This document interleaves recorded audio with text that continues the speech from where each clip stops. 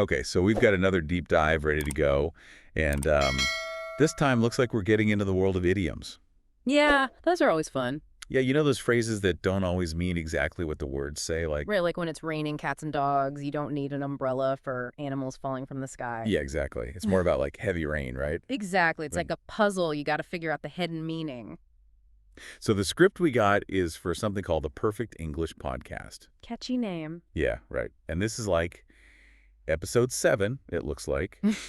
The hosts are Mark and Emma, and they're focusing on teaching common idioms to English learners. I always found idioms to be one of the trickiest parts of learning a new language. Totally. Like you can know all the grammar and vocabulary, but then someone throws an idiom at you and you're like, huh. Exactly. Like they're speaking a secret code. Yeah, and Mark and Emma even say that in the script. Like, idioms are everywhere in English.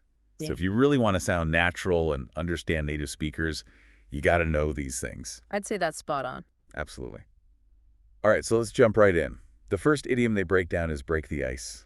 Oh, I know this one. It's all about like starting a conversation, right? Yeah, and they use an example of a party.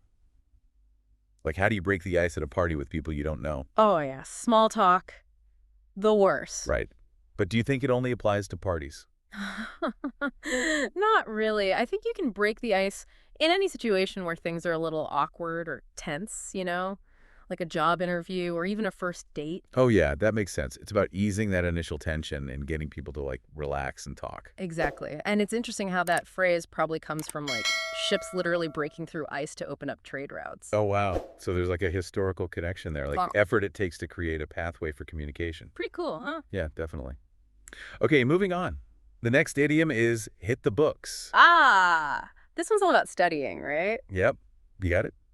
Mark and Emma Yeah. give an example of a student saying, I got to hit the books tonight. I have a big exam tomorrow. So it's clearly not about actually hitting any books. No violence against literature here. Haha, right? Yeah. It's all about like putting in the effort to learn and study. Yeah, and I think hit the books usually implies like a longer period of dedicated study. Oh, yeah, that's a good point. Like it's not just a quick glance. It's like really diving into the material. Exactly. Okay, so from the effort of hitting the books, let's move on to something a little easier.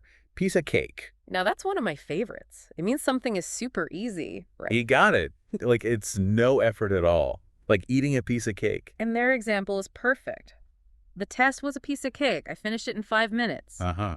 Yeah, that definitely makes it sound easy. Makes you wonder if they even needed to hit the books for that one. Right, maybe they just got lucky. Maybe. But hey, sometimes things are just easy peasy. Definitely. All right, next up we have bite the bullet. Oh, this one I always found kind of interesting. It's about facing something unpleasant, right? Yeah, like doing something you don't want to do, but you got to do it.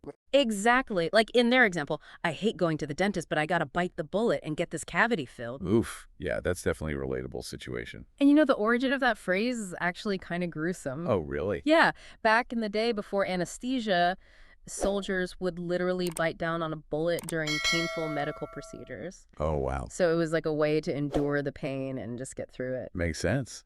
So now it's like we're metaphorically biting the bullet when we face tough situations. Exactly. Wow, language is fascinating. Okay, so we've tackled studying, acing tests, and facing the dentist. What about when you accidentally let a secret slip? That's spill the beans, right? Yeah, that's the one. It's about revealing information that was supposed to be kept quiet. But does it always have to be an accident? Not necessarily. Sometimes people spill the beans on purpose, maybe to like cause drama or get revenge. Ooh, juicy. Like in those reality TV shows where everyone's always spilling the tea. Haha, exactly. That's all about the drama. For sure. Okay, moving on. Let's talk about burn the midnight oil. Oh, this one's for all the night owls out there. Yep. Anyone who's ever stayed up late working or studying knows this feeling. Exactly.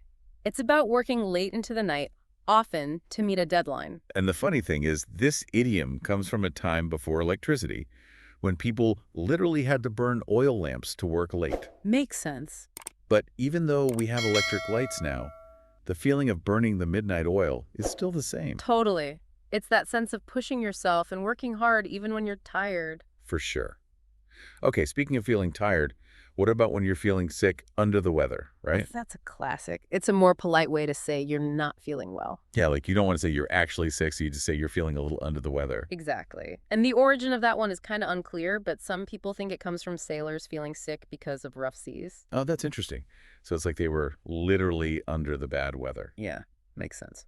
All right, last but not least, we have pull someone's leg. This one's all about teasing, right? Yep. Like playing a harmless joke on someone. Like in their example, I won the lottery. Really? Just kidding, I'm just pulling your leg. Yeah. That's a classic pull someone's leg scenario. It's all about that playful deception. Definitely. Okay, so we've covered 8 common English idioms. But as Mark and Emma point out their script, this is just the tip of the iceberg. There are so many more out there. Yeah, and learning them is like unlocking a secret level of fluency. It's like you're not just speaking the language, you're understanding the culture and humor behind it, too. Absolutely. So to our listeners, keep an ear out for idioms in conversations, movies, books, wherever you encounter English. You'll be surprised how many you start to recognize and understand. Maybe even start using yourself. Yeah. And here's a thought to leave you with. What about other languages? Do they have similar idioms that play with non-literal meanings? That's a great question. It's fascinating to think about how these expressions reflect different cultures and how they make language so much more colorful and interesting. Definitely food for thought. Absolutely. Yeah.